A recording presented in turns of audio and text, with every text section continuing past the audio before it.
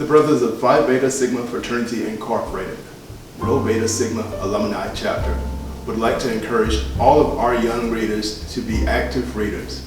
In doing so, we are kicking off our own reading initiative among young readers by starting with a Christmas reading. We encourage each of our brothers and friends to show this video to your young children and let them read along with you. 'Twas the night before Christmas when all through the house not a creature was stirring, not even a mouse. The stockings were hung by the chimney with care in hopes that St. Nicholas soon would be there.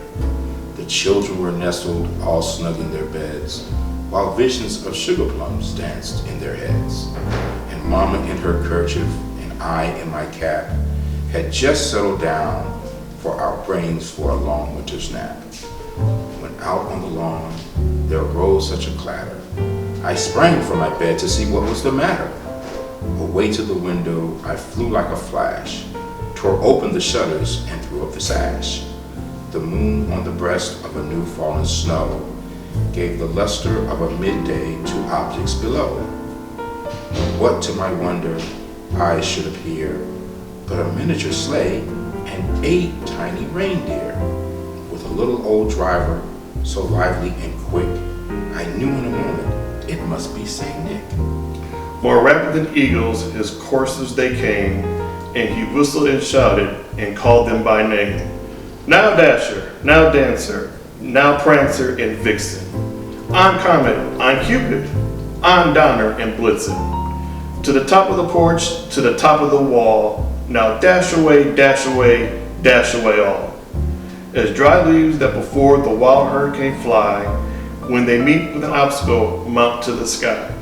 So up to the house top the coursers they flew, with the sleigh full of toys and St. Nicholas too. And then in a twinkling I heard on the roof the prancing and pawing of each little hoof. As I drew in my head and was turning around, down the chimney St. Nicholas came with a bound. He was dressed all fur from his head to his foot, and with his clothes were all tarnished with ashes and soot. A bundle of toys he had flung on his back, and he looked like a peddler just opening his pack. His eyes, how they twinkled, his dimples, how merry. His cheeks were like roses, his nose like a cherry. His droll little mouth was drawn up like a bow, and the beard of his chin was as white as the snow. The stump of a pipe he held tight in his teeth, and the smoke it encircled his head like a wreath. He had a broad face and a little round belly that shook when he laughed like a bowl full of jelly. He was chubby and plump, a right jolly old elf, and I laughed when I saw him in spite of myself.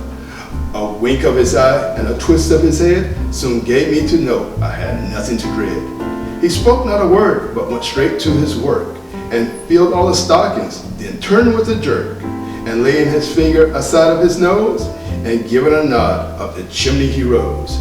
He sprang to his sleigh, to his team gave a whistle, and away they all flew, like the down of a thistle.